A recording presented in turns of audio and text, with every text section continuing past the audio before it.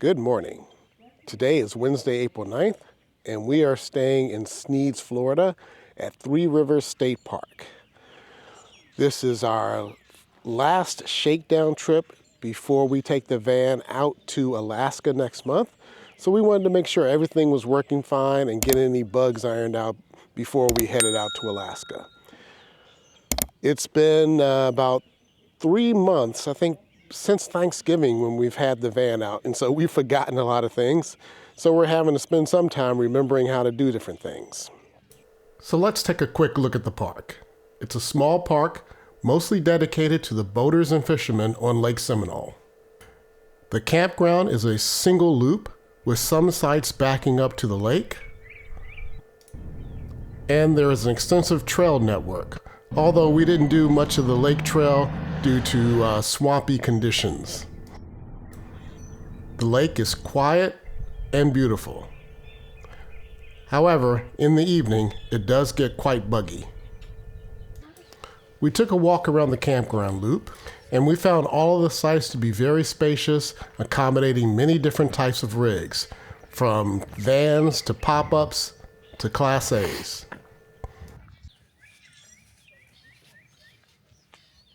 All right, all different type of campers here, big Class A's, small vans, and us that sit right in the middle.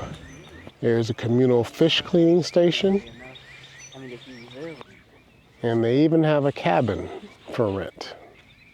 There's somebody with a little schoolie with a household air conditioner strapped to the side.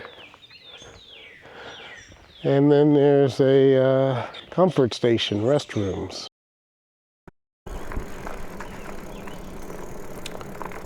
After our walk, we took the new electric bikes out for a test ride.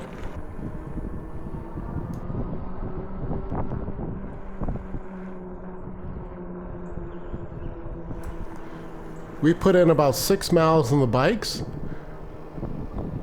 riding over to the day use area, out to the main entrance, and then back to the campground.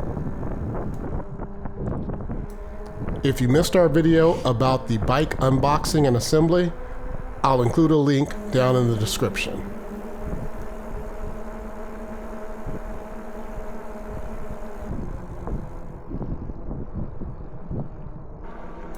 The bikes perform well, and they will definitely be an asset on the trip to Alaska.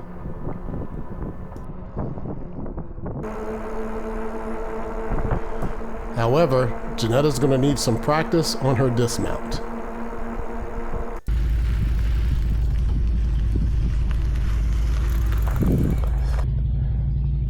There you go. You don't let go of the handlebar. The right handlebar. Yeah, I told him, I said, don't do that when you go to park it. That should have been on like video. It's better if you, when you get close to where you're going, turn the pedal assist all the way off. I don't think it'll go now. Let me see. Let go. Since the last time we've had the van out, we've made a few modifications that we want to highlight in this video. We have added on this Black Box Pro from a company called Let's Go Aero. One of the problems with having a small RV is that you don't have a lot of storage space. So this is a solution that we decided upon. But first, I have to unbox it, get it down onto the floor, and put any necessary parts together.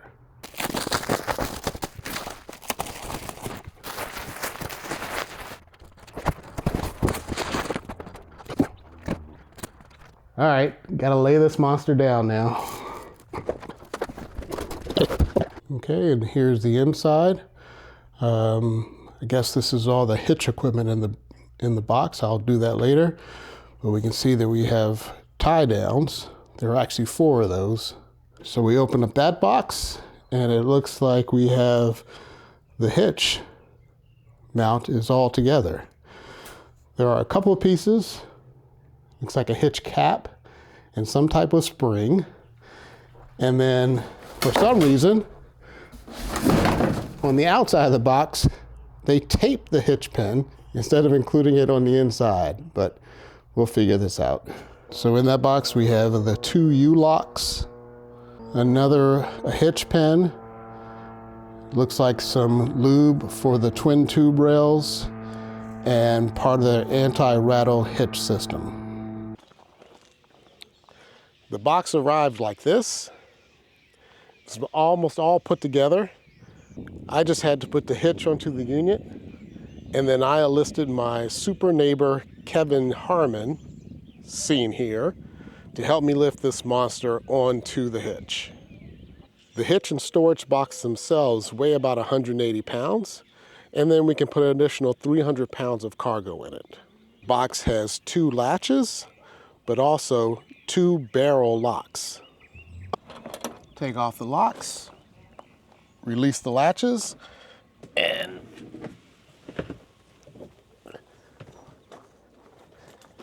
it opens up to a lot of space.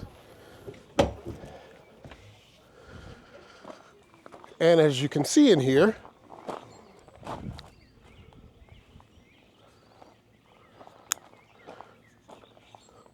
we've got a couple of new fat tire electric bikes. We're not going to have a tow vehicle when we're going to Alaska, so we're going to use these for getting around town. And then there's a lot of other nooks and crannies for storing other miscellaneous items.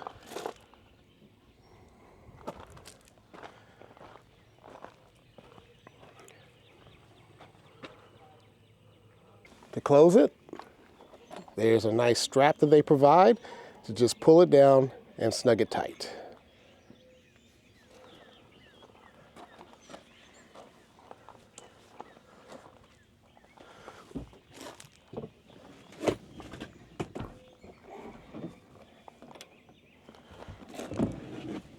Always remember to put the strap back in.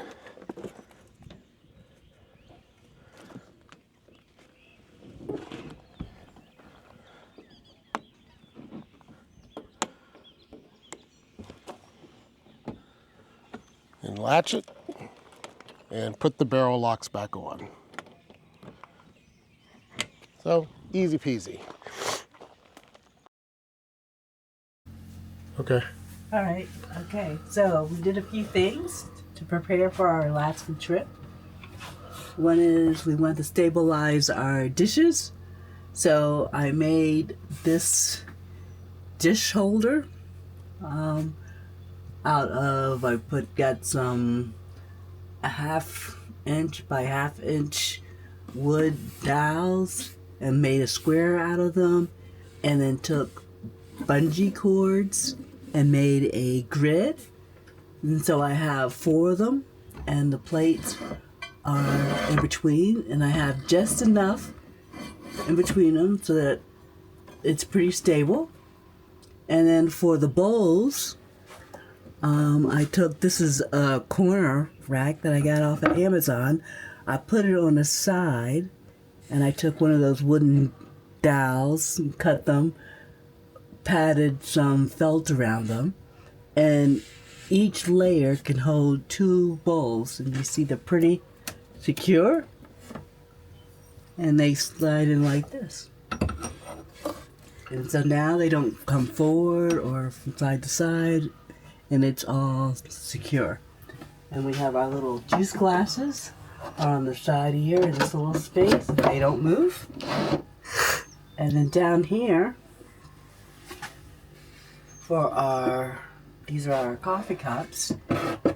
I went to Dollar Tree, and these are wine bottle gift holders. The bottom half I have on here with double-sided tape, and we just stick our glasses in here, and they're secure that way. And then the top half is just the right size to hold our coffee cups. And I have another dowel here so they don't roll down this way, if you can see. And so now when we're traveling, they don't move, they don't rattle, they don't make any noise. We're all done. What we did down here is, and this is kind of like our liquor and wine storage, is we put the, anti-slip pads down the bottom. And here I took a piece of cardboard, had some felt, again from Dollar Tree, and got the idea about using Velcro. And what I have here is oops, yeah, that's just one of them. This is elastic that I just cut the size, and then I put heavy duty Velcro on one side, and I just staple it like this. And so now all you have to do is slide it over your ball, right? It accommodates it, and then this just kind of hooks up like that, and now it doesn't move. That's all you need to do. So here we are back at home, and I wanted to go through some of the resources that we've used to plan the trip. The first resource that we use is the Milepost. Now, the Milepost is published every year. We have the 2023 version, but I don't think things will have changed all that much. The Milepost includes most popular routes once you get into Canada, on through Alaska, and even coming back through Canada back to the United States. In the Milepost, you'll find mile-by-mile descriptions of what you can find along the route, such as camping, sites of interest, museums, food, water, gas, dump stations, just about everything you're going to need as you proceed through Canada and Alaska. The second resource that we use is online, YouTube. There are many RVers that have made the trip to Alaska and back, but here are a few that we mainly follow for information. Of course, there's Traveling Robert.